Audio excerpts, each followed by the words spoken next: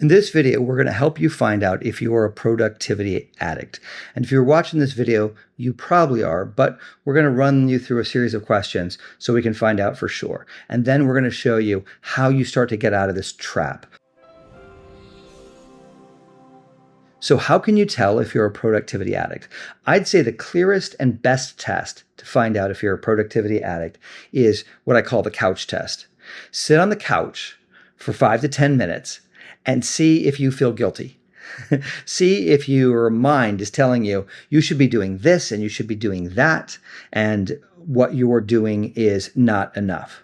Another way that you can tell, and this is kind of a self-test, is if you're working on something, do you have a mind that is telling you you're working on the wrong thing and you should be working on something else?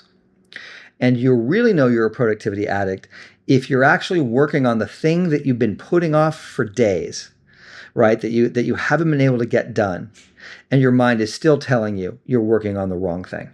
Like that's a telltale sign. And some other signs that you're a productivity addict are you busy all the time?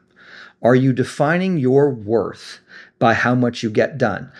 This is another good test, right? So if you get a lot done in a certain day, do you feel good? Do you feel kind of high? You feel like that buzz?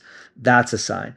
And the converse of that is even more powerfully true, which is if you don't get a lot done, if you're not productive, do you feel down and depressed? Do you feel like you've lost your sense of self or your purpose in life?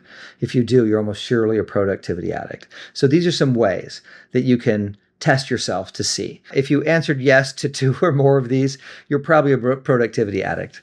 And so then what do you do about it? How do you deal with that?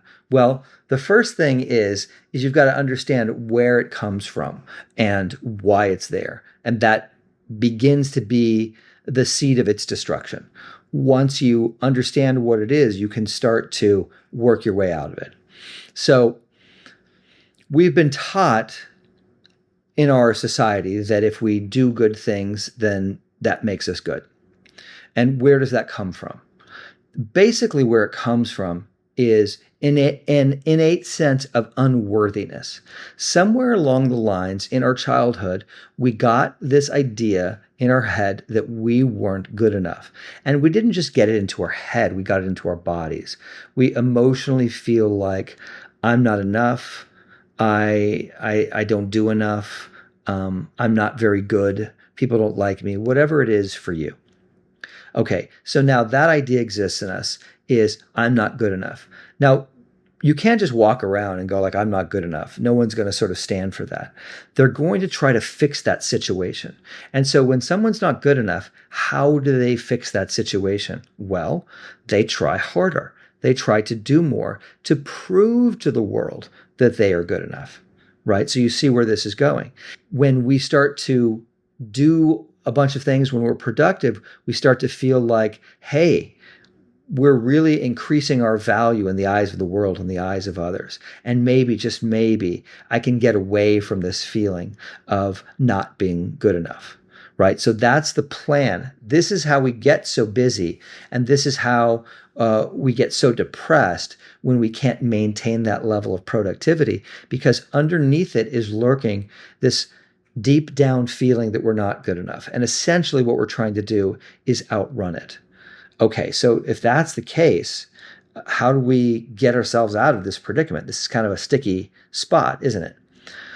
Well, like we said, the first thing is seeing it, seeing that this is a compensation mechanism, and now starting to deal with that actual pain of unworthiness underneath. And the reason we jump into productivity is because we're trying to get rid of this feeling that we're no good.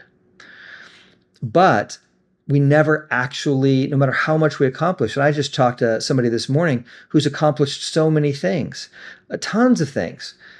People admire her and think she's great and she's done all these great things, but it never equals her feeling like she's worthy. She still feels unworthy. So understand that this strategy that we have doesn't actually ever work. You don't actually ever get there to where you feel good about yourself, no matter how many things you check off your list, right? So it's a doomed plan. So don't get stuck in it. So the solution to this is you can do the reverse of the couch test, where you can actually kind of do the couch meditation, where you actually sit on the couch and you don't do anything, and you do it for like 5 or 10 minutes, and you sit there and you watch the mechanism. And what it is, it's your nervous system trying to protect you. It's trying to say, hey, get into action or you're not going to be loved. And so by not listening to it and just sitting there and doing nothing, you start to acclimate yourself to calming down and doing less. And then ideally, you start to work with this feeling of I'm no good. And what I generally recommend, and sometimes people need a little bit of coaching on how to do this, you start to sit with that feeling. You start to sit with that part of you, and you can kind of envision it like it's the child that you were, who just feels so worthless and so down. And you sit with that for like 5 minutes a day, and that child in you starts to heal. Now, if that makes sense to you and you can do that, go ahead, start doing it for 5 minutes a day. If it doesn't quite make sense to you, you can join my free community called Unblock Your Brilliance, where we teach you in depth how to sit with a feeling. And it's hard. I would do it here, but it's kind of hard to do in a video. It's better to do it in a little bit of a group setting, and it's a little bit better to do it one-on-one and really kind of feel your way into it, to start to learn how to feel these things. So I also do one-on-one coaching, and I do small group workshops where we teach you how to start to, and once you start to do it, it's the simplest thing in the world, but it takes a little bit sometimes to get started. But you sit with those feelings, and over time, as you sit with them, they start to dissipate, because that part of you that feels unworthy is now getting this love and attention from you. And so it starts to heal from its unworthiness. Does that make sense? And so what happens is, as you start to stand up to this voice that says you're not worthy, and you start to bring love and attention to it, you start to feel your own inherent sense of worth. And this is really the only fix for it. You can't achieve your way. And believe me, I have tried. I went through a process of 5 years ago that I called the death of achievement, the death of ambition, of trying to get my love and get all my sense of purpose and esteem from actions and activities and achievements. So it doesn't work, but this does, and it works every time. It works every time because what you're doing is you're bringing your true presence, who you really are, to this wounded piece, and this wounded piece has all along been the problem. And if you look back and if you're honest with yourself, you'll see that this piece has been there your whole life, and you've been running from this sense of worthlessness, or whatever it is for you, whatever your particular flavor is. So come and check out the community. There are links in the description below, and learn how to do this for yourself. Or there's a link below in setting up a free one-on-one consultation with me, and we'll go straight to it. And I'll show you right away in that session how to do this for yourself, and how to start to change the course of your life, not by getting more and more shiny things and achieving more things, but by really reclaiming that lost part of you, and that real, true part of you that was born to shine, that's hidden and trapped underneath this pain. Yeah, so do yourself a favor.